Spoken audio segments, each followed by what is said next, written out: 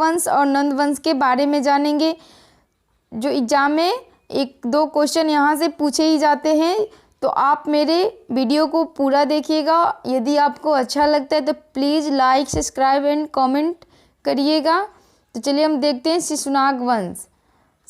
शिशुनाग कौन था, पहले उनके बारे में जानेंगे। तो हम लोग पिछले वीडियो में पढ़ा था हर्यक वंश।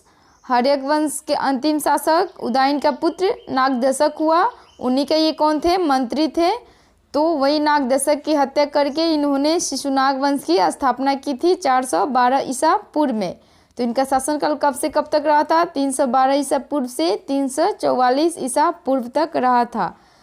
तो हम लोग शिशुनाग वंश के बारे में परिचय किए। तो यदि आप मेरे पिछले वीडियो नहीं देखे होंगे तो आप उससे देख लीजिएगा, क्योंकि हमने डिस्क्रिप्शन बॉक्स में उसका लिंक दे दी हूँ। क्योंकि वीडियो सीरीज वाइज चल रही है, तो आप पहले उसको देखें, तब ये वीडियो अच्छे से समझ में आएगी। उसके पहले हमने एक महाजनपद का वीडियो पढ़ाया था, जिसमें हम लोग पहले महाजनपद का उदय देखे थे। उसके बाद हम लोग हर्यक वंश, उसके बाद हम लोग शिशुनाग वंश देख रहे हैं। ठीक है फ्रेंड्स, तो चलिए देखते हैं। तो वही एग्जाम में पूछे जाते हैं शिशुनाग वंश के संस्थापक कौन था। तो शिशुनाग था। उसने राजधानी कहाँ बसाई थी, तो वैशाली में, क्योंकि उदयन अपना राजधानी राजगीर से पाटलिपुत्र ले गया था और फिर इन्होंने पाटलिपुत्र से वैशाली ला लिया अपने राजधानी। फिर कलशोग ने पाटलिपुत्र में स्थापित किया। ठीक है फ्रेंड्स, तो इसने राजधानी शिशुनाग वंश वैशाली में बसाया था। तो आप लोग को राजा, शासक और राजधानियाँ याद रखनी है, क्योंकि यही सब एग्जाम में पूछे जाते हैं कि शिशुनाग वंश ने की राजधानी अपने कहाँ बसाया था, ठीक है, या कहाँ स्थापित किया। शिशुनाग वंश की बड़ी सफलता क्या थी, अवंती राज्य को जीतकर मगध साम्राज्य में मिला लिया था। क्योंकि हर्यक वंश के बिंबिसार और अजातशत्रु महान शासक हुए, उन्होंने अवंती पे सफलता नहीं पाई। हालांकि कोशिश किया था लेकिन सफलता नहीं पाई, लेकिन शिशुनाग ने अवंती राज्य को जीतकर मगध साम्राज्य में मिला लिया। तो सबसे बड़ी उपलब्धि थी इसकी, ठीक है, शिशुनाग वंश की। तो चलिए आगे देखते हैं। इनका उत्तराधिकारी कौन हुआ, कालाशोक हुआ, जो 344 ईसा पूर्व से 366 ईसा पूर्व तक उनका शासनकाल रहा था। ठीक है फ्रेंड्स, तो चलिए देखते हैं कालाशोक के बारे में। इनका उपनाम क्या था, काकवड़ भी था, काकवड़ कहा जाता है। इसने राजधानी फिर कहाँ ला लिया, पाटलिपुत्र, वैशाली से पाटलिपुत्र स्थानांतरित कर लिया। तो शिशुनाग वैशाली और कालाशोक ने पाटलिपुत्र स्थानांतरित कर लिया। इनका अंतिम शासक कौन हुआ, महानंदी या नंदवर्धन हुआ था। ठीक है, और इनको घूमते समय ने नंद वंश के शासक महापदनंद ने इनकी हत्या करके नंद वंश की स्थापना की थी। ठीक है, तो नंद वंश के बारे में हम लोग शिशुनाग वंश के बारे में हम लोग इतना ही देखने को मिलता है बुक में, तीनों ही शासक के बारे में। चलिए इनके बारे में कुछ और देखते हैं। शिशुनाग वंश के शासनकाल में पश्चिमोत्तर से मालवा तक विस्तार हुआ था और वत्स और अवंती को मगध में विलय हुआ था। ठीक है, तो यही 2 बड़ी उपलब्धि थी। वत्स और अवंती को इन लोगों ने जीतकर मगध में विलय किया था, मिला लिया था। ठीक है, तो नंद वंश की स्थापना देखेंगे, जो महानंदी को हत्या करके की गई थी। चलिए नंद वंश के बारे में देखते हैं। नंद वंश के शासनकाल कब से कब तक रहा है, 344 ईसा पूर्व से 324 ईसा पूर्व तक। ठीक है फ्रेंड्स, तो इस वंश के संस्थापक कौन थे, महापदनंद थे। इन्हें पुराणों में महापद, इकराट और सर्वछत्रांतक की उपाधि दी गई है, मतलब पुराणों में कहा जाता है। ठीक है, तो ये 2 पॉइंट इम्पॉर्टेंट है, क्योंकि पूछा जाता है किस राजा को कहा गया है, तो याद रखना है महापद नंद को। किस वंश के थे, तो नंद वंश के शासक थे।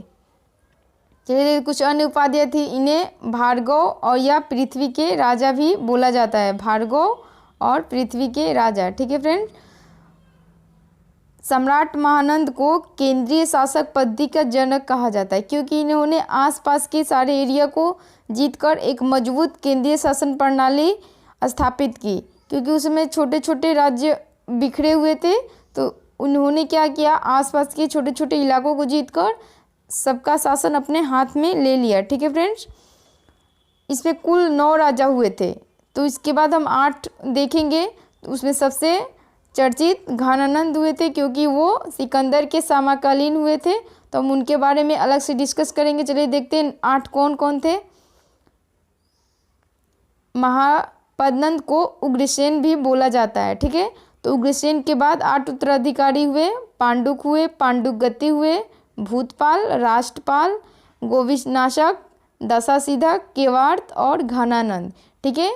तो चलिए घनानंद के बारे में देखते हैं क्योंकि यही इतिहास में चर्चित है।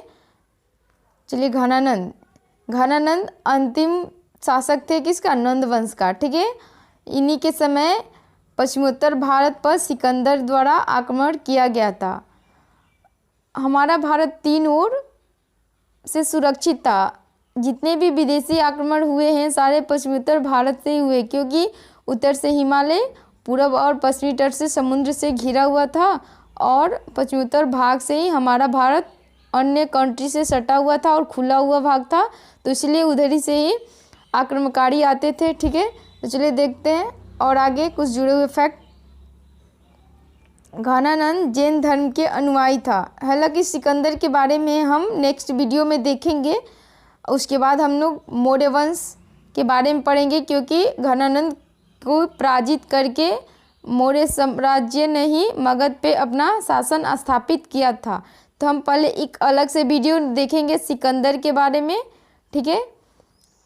विदेशी आक्रमण, यूनानी और ईरानी के बारे में कुछ जानेंगे, उसी में हम यूनानी में ही हम सिकंदर के बारे में पढ़ेंगे, ठीक है फ्रेंड। चलिए देखते हैं घनानंद जैसे धर्म कैसे जैन धर्म के अनुयायी था। उनके जैन अमात्य मतलब मंत्री कौन कौन थे? संकटटाल और स्थूलवध उनके दरबार में रहते थे। घनानंद के एक महान विद्वान भी उनके दरबार में रहते थे, ब्राह्मण चाणक्य, जिसको उन्होंने क्या किया था? घनानंद ने अपमानित करके निकाल दिया था दरबार से। तब चाणक्य ने क्या किया था? चंद्रगुप्त के साथ मिलकर अपनी कूटनीति से घनानंद को पराजित करके और मगध पे मौर्य वंश की स्थापना की थी, ठीक है। तो एग्जाम में यहाँ से क्वेश्चन बहुत ही पूछे जाते हैं कि मौर्य वंश की स्थापना की थी या किसकी मदद से चंद्रगुप्त मौर्य ने घनानंद को हराया था, या घनानंद को कौन पराजित करके मौर्य वंश की स्थापना की थी, ठीक है। तो कितने टाइप से यहाँ क्वेश्चन बन सकते हैं, तो आप इस पॉइंट को अच्छे से याद रखेंगे, ठीक है। चलिए देखते हैं आगे। नंद के समय मगध राजनीतिक दृष्टि से मतलब नंद वंश, यहाँ तक हम लोग घनानंद के बारे में पढ़ लिया। अब नंद वंश से कुछ जुड़े हुए 1-2 पॉइंट है। नंद वंश के समय मगध राजनीतिक दृष्टि से अत्यंत समृद्धशाली साम्राज्य बन गया था, ठीक है दोस्त। और व्याकरण के आचार्य पाणिनि महापद्नंद के मित्र थे।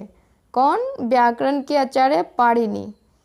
पाणिनि को व्याकरण के रचयिता माना जाता है, ठीक है। कुछ विद्वान और थे, वर्ष थे, वर्ष व रुचि कात्यायन जैसे विद्वान नंद वंश में क्या थे? शासक में हुए थे। तो आप लोगों को ये सारे फैक्ट याद रखना है। यहाँ पे मेरा शिशुनाग वंश और नंद वंश खत्म हुआ। तो आपको मेरे वीडियो कैसा लगा? यदि अच्छा लगा होगा तो please like, subscribe and comment करना ना भूलिएगा। और आप हमारे चैनल पे बने रहिएगा, क्योंकि हम क्रम वाइज वीडियो लाते रहेंगे और आप सीरीज़ वाइज उसको देखते रहें।